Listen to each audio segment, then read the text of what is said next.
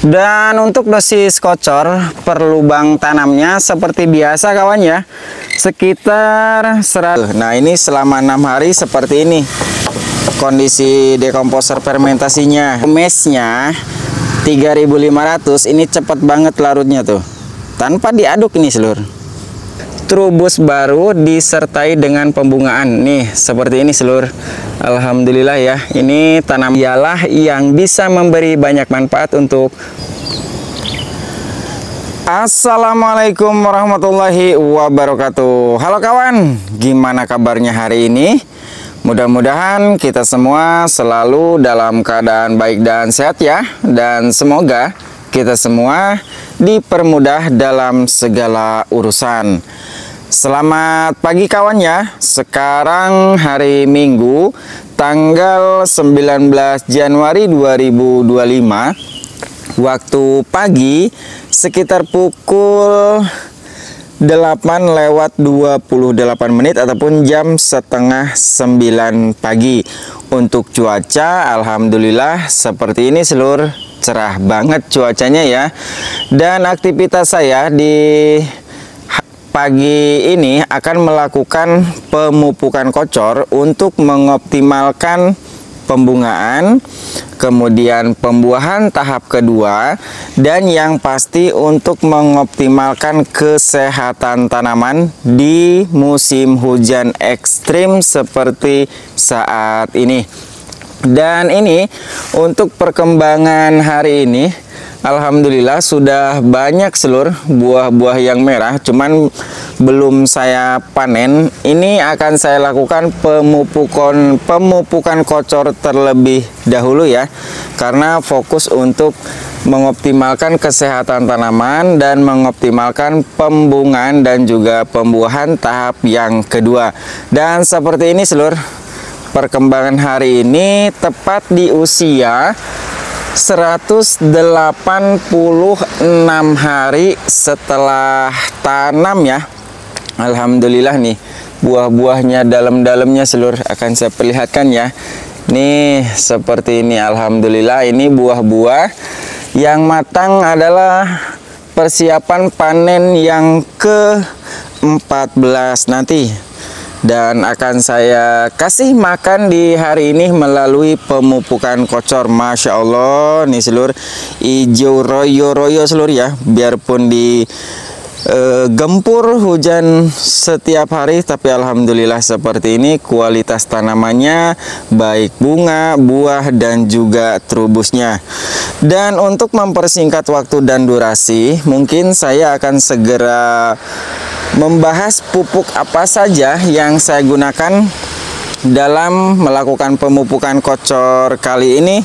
Ini seluruh, di antaranya ya, saya menggunakan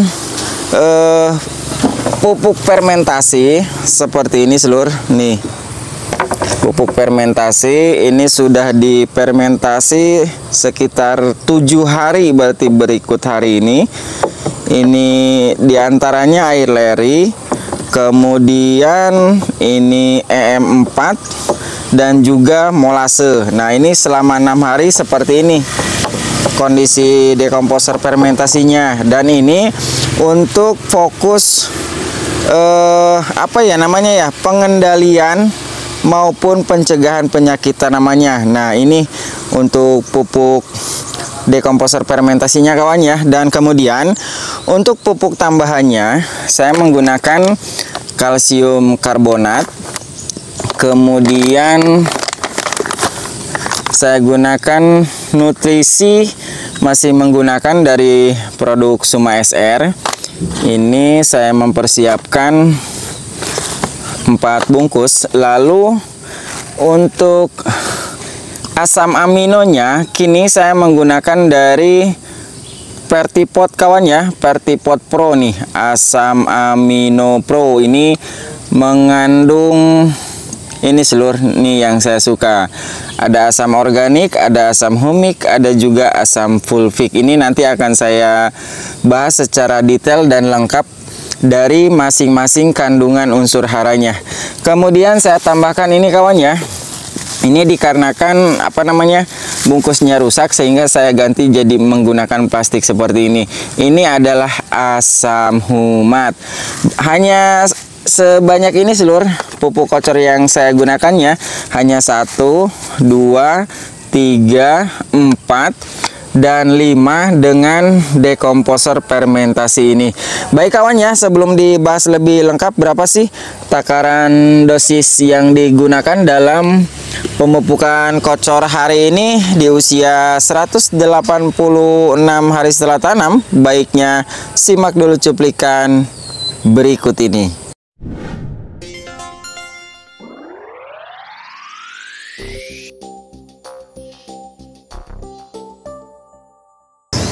Alhamdulillah untuk cuaca di hari Minggu pagi ini seperti ini seluruh. Alhamdulillah, Masya Allah cerah banget seluruh ya. Ini langit-langit birunya.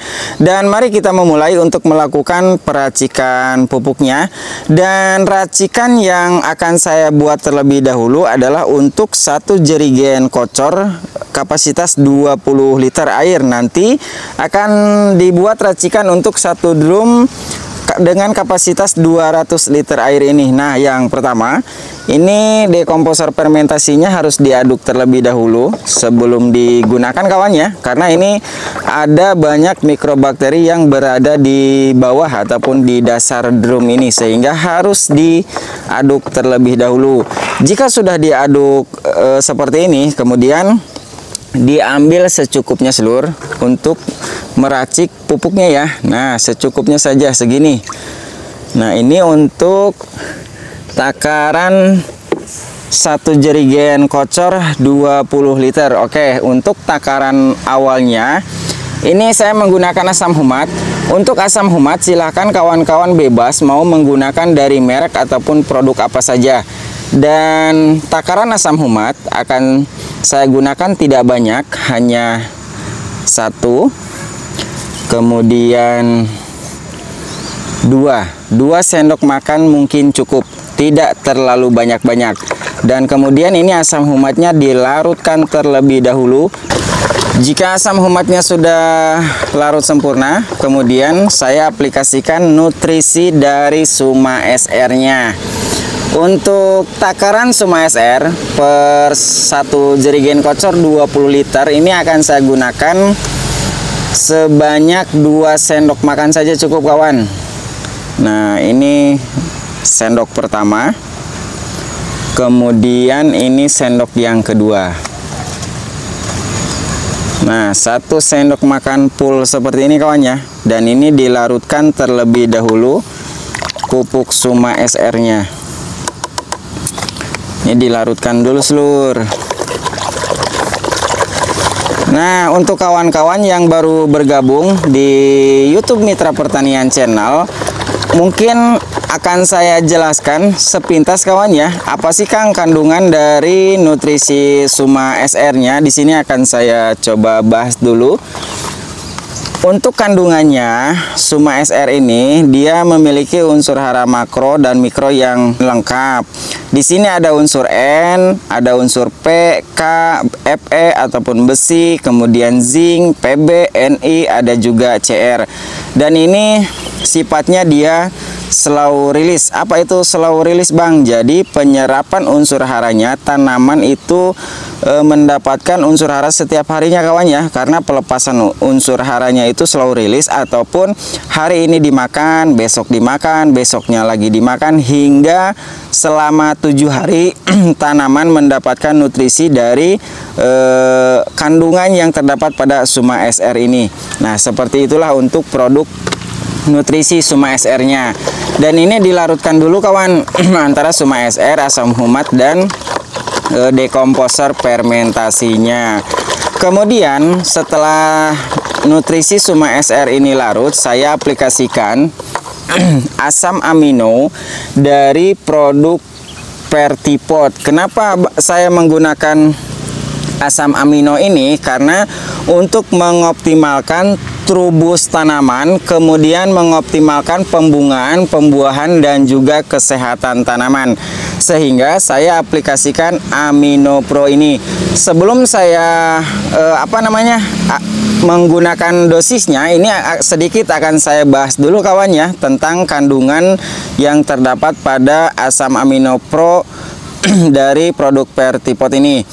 Di sini ada kandungan Fertipot, ada karbon organik sebesar 3%, ada nitrogen 3,15%, ada fosfat 5,28%, kalium 5,46%, kalsium oksida 0,18%, magnesium oksidanya 0,20%, ada SO4 0,70%, NH4 0,21%, ada boron juga seluruh di sini 0,3%, kemudian ada Ci, ada zinc, zincnya tinggi juga seluruh ini 33,17 ppm, kemudian ada Cu 40,38 ppm, dan ada molybdenum juga nih seluruh 0,2 ppm, ada mangan, kemudian ada Fe ataupun besi. Nah, di sini akan sedikit saya jelaskan. Asam aminonya di sini banyak banget seluruh. Ini lebih dari 10 jenis asam amino ya. Ini ZPT organik, kemudian nah, ini yang terpenting adalah dia memiliki zat pengatur tumbuh organik yang namanya brasinolid, nah sitokinin, auksin, dan ini asam organik, asam humik, dan asam fulvik. Nah, ini kelebihan dari asam amino dari produk Fertipot ini, sehingga ini saya butuhkan untuk mengoptimalkan pembungaan, peremajaan tanaman, dan kesehatan tanaman. Mungkin untuk produk Fertipot ini sudah jelas kawan ya. Dan untuk dosis asam amino ini, nah ini segelnya seperti ini seluruh. Ini segel seperti ini, dan dalamnya yang produk asli itu seperti ini. Ada kemasan tutup silvernya seperti ini seluruh ya. Ini tinggal dibuka saja. Cuman sebelum digunakan, ini diwajibkan kita harus mengikuti aturan pada kemasan seluruh. Nih, kocok dengan kencang selama kurang lebih 10 detik, tutup dengan rapat. Nah, ini kita harus mengikuti anjuran di setiap kemasan kawan. Ini kita kocok dulu. Nah, setelah dikocok seperti ini, barulah kita aplikasikan, begitu kawan ya. Dan untuk dosis per 20 liter air ini kan dosis kocor kawan ya. Ini akan saya gunakan sebanyak sekitar 8 tutup saja lah. Ini untuk dosis normal kawan ya. 1. Dosis normalnya ini 8 sampai 10 tutup sesuai anjuran pada kemasan, dan saya akan menggunakan 8 tutup saja untuk takaran 20 liter air. Kemudian ini 3.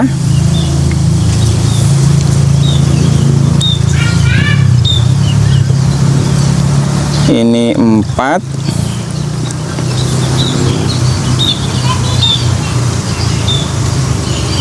Lalu ini 5.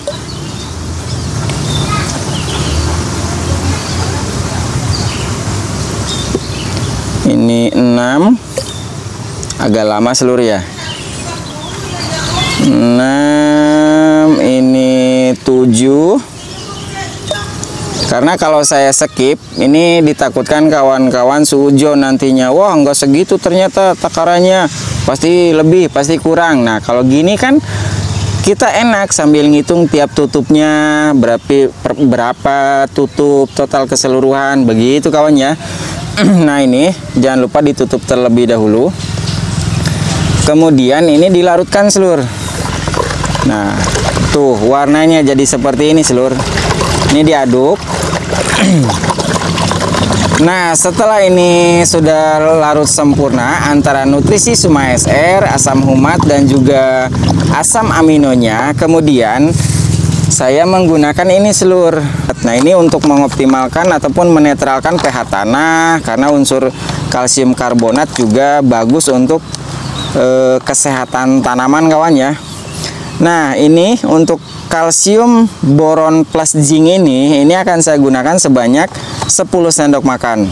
Ini dosis standar sebenarnya seluruh untuk 10 sendok makan ini ya. Nah, ini 1, 2, 1 sendok makan full kawan ya. 3 4 5 6 7 8 9 dan 10. Nah, ini wajib dilarutkan terlebih dahulu. Tuh, seluruh ini kalau mesnya 3.500, ini cepat banget larutnya tuh. Tanpa diaduk ini seluruh. Tuh, langsung dia. Ini akan saya perlihatkan ya. Nih, tanpa di skip nih seluruh. Tuh. Cepet dia. Oh, dia langsung seperti ini. Larutnya dia cepat karena mesnya ini 3.500. Nah, ini dilarutkan terlebih dahulu kalsium karbonatnya. Lalu apa keunggulan ataupun kandungan dari kalsium boron yang saya gunakan? Oke, untuk kawan-kawan yang baru bergabung akan saya bahas terlebih dahulu untuk kandungan kalsium yang saya gunakan ini. Ini adalah kalsium boron plus zinc dari merek Vitala. Untuk kandungannya ini kawan, ini ada zinc 1,02%, kemudian magnesium oksidanya cukup tinggi 9%, kalsium karbonatnya 43%, kemudian ada boron sebesar 0,68%. Ini yang terpenting seluruh di musim hujan seperti saat ini. Ada peran magnesium sebesar 10,76%. Nah, ini sudah SK Kementan. Kemudian ini mesnya 3.500 nih ya. Mesnya 3.500 sehingga larut airnya sangat cepat sekali dan juga tidak mengendap. Nanti akan saya perlihatkan. Nah, ini dilarutkan terlebih dahulu. Nah, jika ini sudah 100% larut sempurna, ini tinggal dimasukkan ke dalam jerigen kocor ini. Kemudian jerigen kocor ini harus diisi dengan dekomposer fermentasi ini seluruh. Jangan menggunakan ataupun jangan menambahkan lagi air biasa. Ini harus menggunakan air dekomposer ini sampai penuh. Nah, supaya pekerjaan saya tidak mondar-mandir ataupun tidak ribet, maka ini akan saya masukkan ke dalam satu drum ini seluruh. Jadi biar sekalian nantinya ininya apa namanya pemupukannya, begitu kawan ya. Nah, sekarang saya akan membuat racikan pupuk untuk satu drum 200 liter. Untuk takaran satu drum 200 liter, untuk penggunaan asam humatnya cukup irit. Saya gunakan sebanyak setengah kilogram saja ataupun 500 gram. Dan untuk merek ataupun produk silakan kawan-kawan bebas mau menggunakan dari merek ataupun produk apa saja. Yang penting asam humat, begitu kawan ya. Tidak perlu yang mahal, tidak perlu yang mahal-mahal lah intinya mah. Yang penting asam humat, karena fungsi asam humat itu semuanya sama saja, gitu kawan ya. Dan ini dilarutkan terlebih dahulu kawan asam humatnya ya, bersamaan dengan dekomposer fermentasinya. Nah, jika asam humatnya sudah larut, jadi seperti ini warna larutannya lur. Kemudian saya aplikasikan untuk nutrisi Suma SR-nya sebanyak 4 bungkus ataupun 400 gram. Nah, ini dilarutkan dulu kawan Suma SR-nya.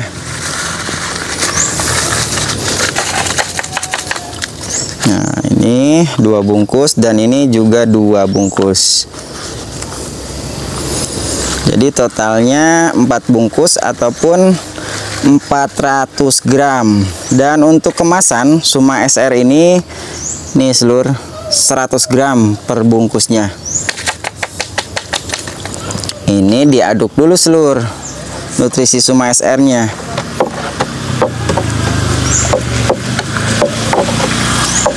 Dan seperti ini warna larutannya seluruh setelah Suma SR-nya larut sempurna ya. Kemudian nah, untuk ini untuk apa namanya seluruh vertipotnya ataupun asam amino vertipotnya saya gunakan 1,5 tutup botol, karena kemasan dari tiap tutup botol ini 500 ml seluruh. Nah, isi bersih 500 ml. Untuk takaran 1 drum 200 liter ini akan saya gunakan 1,5 botol ataupun sekitar 750 ml kawan ya. Kurang dari 1 liter. Ini jangan lupa harus dikocok-kocok dulu seluruh.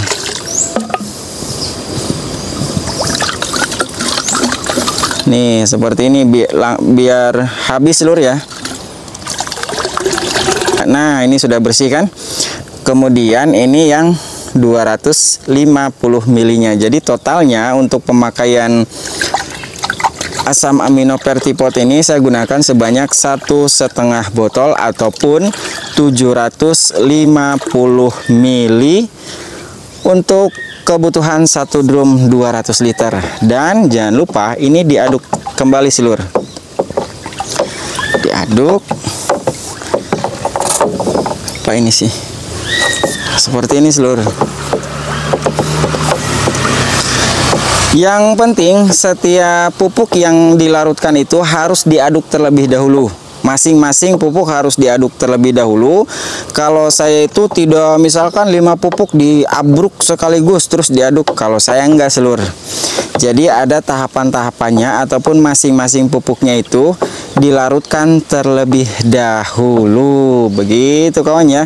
Ini durasi memang agak lama karena kalau sudah edukasi pemupukan seperti ini ya pasti lama prosesnya seluruh, karena step by step ataupun tahap demi tahap saya perlihatkan dengan detail dan juga jelas. Begitu kawan ya. Nah setelah asam amino Fertiport-nya ini larut sempurna, kemudian saya aplikasikan untuk apa ini seluruh namanya, untuk kalsiumnya ini saya gunakan sebanyak 2 kg. Seperti ini seluruh. Ini akan saya perlihatkan ya bahwa mesh 3500 itu dia cepat larut.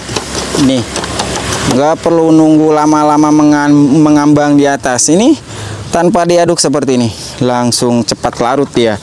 Nah ini yang kedua, totalnya sebanyak 2 kg. Nah ini penting sekali untuk meningkatkan pH tanah ataupun menetralkan pH tanah ketika tanah asam, karena saat ini musim hujan yang sangat ekstrim. Nih seluruh, ini belum saya aduk ya, tapi sudah hampir 100% larutnya nih. Ya kalau mesh 3500 ya cepat seluruh, karena lebih lembut lagi ya kalau mesh 3500 itu. Nih ini diaduk seluruh. Nih jangan lupa harus diaduk sampai benar-benar semua pupuk 100% larut sempurna. Dan untuk dosis kocor per lubang tanamnya seperti biasa kawan ya, sekitar 150 sampai 200 ml per lubang tanamnya.